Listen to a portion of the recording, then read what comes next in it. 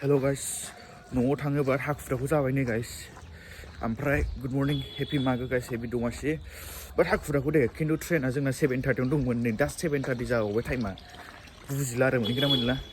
रेपिड'खौनो दाबो मोनाखै फैगासिनो रेपिड'आ जिखुनु नायनोसै. थांगासिनो guys.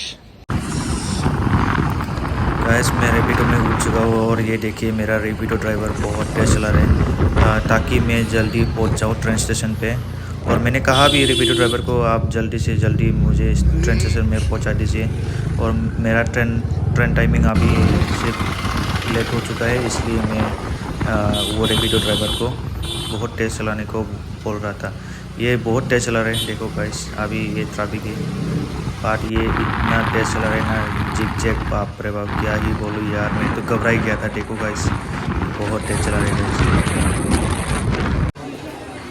गाइस दासो रेलवे स्टेशन मोनफैदों नै बिराद खारथिंनानै बिमाबो बुंनांला प्लेटफर्म नम्बर 7 आव जोंना माने बे ट्रेनाबो बे मोनसेल'खासै आरोना थांनांसिगोन बेजोंनो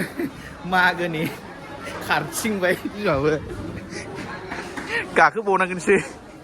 ओइ माबाजोंजाय एस्केलेटरजोंजाय जिखुनु मोनगोन ना मोना आसा गैला आरोना आं मोनाबाथाय सेस डाइरेक्ट 11टा बेबो माबा अखा एक्सप्रेसनो माबा दंना गैयाथाय थु गाइस थु होलां गाखो एस्केलेटराव गाखोबाय गाइस हैद आं होलांबावनोसैलै बिदिजों जानाय नङा गाखोबावबाय आङो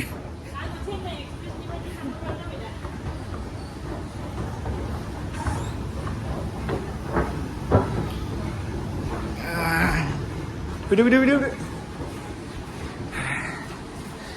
प्लेटफर्म नम्बर 7 एकदम जोंना बै लास्टावसो जोंना 70 बोराय नों बेसे गोरै फैदोंनो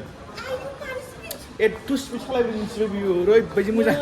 आंखौहाय माबादोंसोमोन मा 62ल' देखायदों बायद' एसे बारा हो होननानै बुंबाय ओमफ्राय आं होनबाय एखमबा 50 थाखाजों फैयो आं दिनैसो बारा देखायदों आं होबाय आरोना है थार लाथोंसै होननानै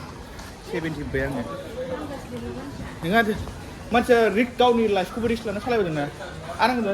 जल्दिथ' होननानै आंबो होनदों जल्दिथ' खिन्थु बोरैबा थिनानै गैला नैबेसो नामा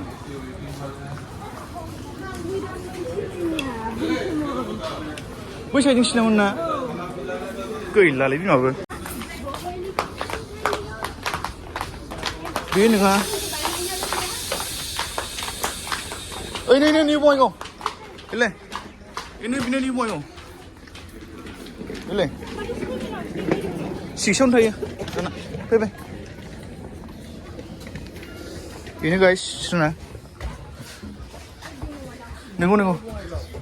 निउ बङाइगाव नायदो गलपारा साइडआव जावाना हा रङियासो थाङो नैयो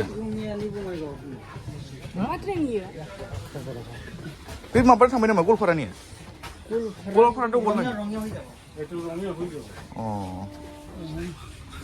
होमबालाय ओरै फैदोलै होमबालाय रङिया हय जाबालाय आं बेहाय ओंखारनांगोन बिजनियाव सरायखार ए जों माने आवगायाव थाग्रा जोंखौ बे गलपारायावसो थाङोमोन नालाय ए मोजां जाबाय होमबालाय गाइसनि बे गोदान ट्रेन मिथिला आरो गाखोलाबायनोसै औ दाख्लै खोनाखादोंमोन आङो जि गोदान ट्रेन नागारदों होननानै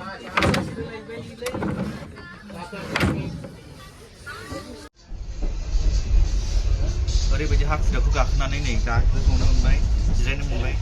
ओमफ्राय गाइस ट्रेनावनो भिडिअ आपल'ड खालामगासिनो आङो 88% जागासिनो 10 मिनिटआव आपल'ड जागोन 10 मिनिटआव आपल'ड जागोन बेयो गाइस दा होनोसै दा नायदो भिडिअखौ मैया नांगौजों थांनायखौ मेघालया गाइस भिडिअआ आपल'ड जाबाय नोंसोर नायनो हासिगोन ओमफ्राय दा जों थांगासिनो कामाख्या बारबाय ट्रेनाव दङ डाइरेक्ट बङाइगाव थांगासिनो दासो आपल'ड खालामनाय भिडिअखौ गाइस नायबानो जाबाय दाख्लै नंजुं थांदोंमोन जों नंजुङाव मेघालयाव बिराद मोजां आरोना जायगाया नोंसोर नायनानै बिराद मोजां मोनगोन ओरैबायदि बिउटिफुल जायगा बेयो ब्रह्मपुत्र दै मोनबाय गाइस रिभार मोनबाय थांगासिनो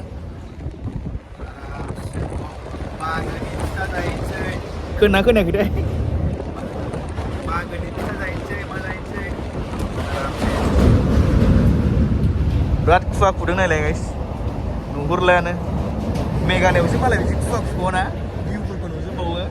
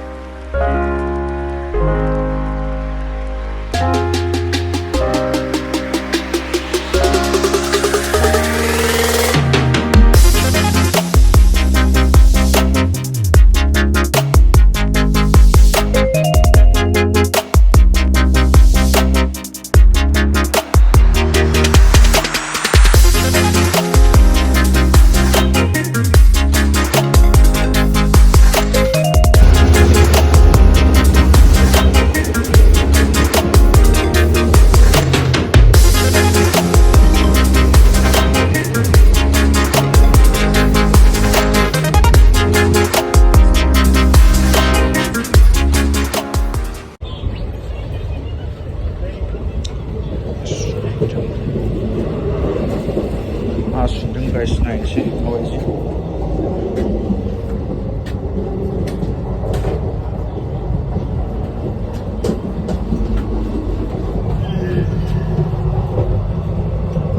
बिराद हासुनो ओंखारखाबायमोन हासथारलानोसै आरोना बारा लेथ्रा नङा ट्रेना गोदानसोमोन माने गोदान अपेनिं खालामदों बेखौ ट्रेनखौ स' एसे मोजां साबानो आरो दा खोन्थागोन आं डिटेल्सखौ बे ट्रेननि डिटेलखौ खैथा मोनो नोंसोरो खोन्थालांगासिनो भिडिअनि गेजेरजों रङिया मोनबाय रङिया मोनबाय आं दा माबा नागिरदों सिंग्रा जाहैनो माने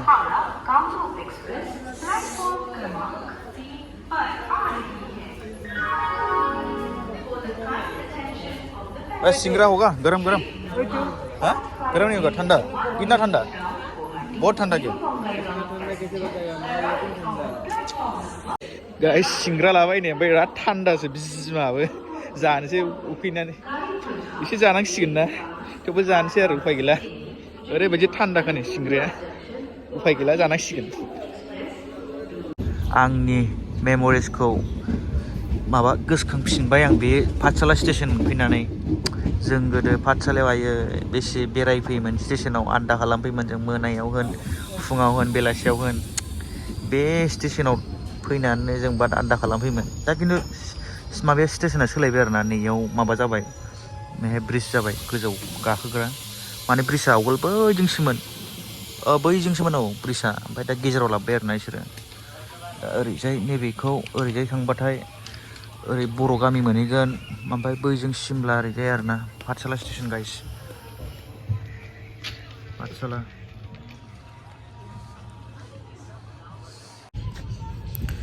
तो दोस्तों ये ट्रेन गुवाहाटी से न्यू बोंगाईगांव जंक्शन तक जाते हैं और सुबह 7:55 को निकलते हैं गुवाहाटी से वाया रंगिया होके जाते हैं ट्रेन और मतलब आगे पहले दिन तो नहीं होता था इस साल ही ये ट्रेन नया खोल दिया मतलब गवर्नमेंट ने नहीं तो हमको 7:40 को ही जाना था वो उस तरफ गुवाहाटी से न्यू बोंगाईगांव होते जाते हैं लेकिन वो गोलपारा होके जाता है ना इसलिए बाद ये ट्रेन नया इस साल में खोल दिया गवर्नमेंट ने इसलिए हमको बहुत सुविधा हुआ मैं तो बिजनी में उतरेगा और मेरा दोस्त न्यू बोंगाईगांव उतरेगा अभी जा रहे हैं हम गाइस देखो गाइस ये न्यू बोंगाईगांव से डायरेक्ट गुवाहाटी भी जाते हैं आता है और गुवाहाटी से भी न्यू बोंगाईगांव जाते हैं सुबह 7:55 को ये देखो हमको एक स्टेशन में रुकाया था ये पाटला दोहा में अभी हम जा रहे हैं गाइस बिजनी मिल गया गाइस अभी बिजनी पहुंच गए गुवाहाटी से डायरेक्ट यहाँ पर मेरा होम टाउन यहाँ पर ही है अभी टोटो तो वो बैटरी का गाड़ी लेकर डायरेक्ट सीधा घर जाना है हमको यहाँ से लगभग और 5 किलोमीटर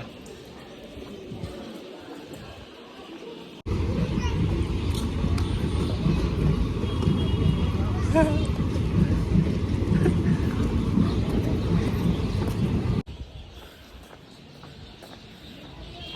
ओवरब्रिज से इसको पार करने से मतलब वहाँ पे एक टोटो का स्टैंड है, इधर टोटो लेके अभी घर जाएगा। गाइस अभी घर जाके डायरेक्ट फ्रेश होके खाना खाना है अच्छे से। ये देखिए बिजली का नज़ारा गाइस।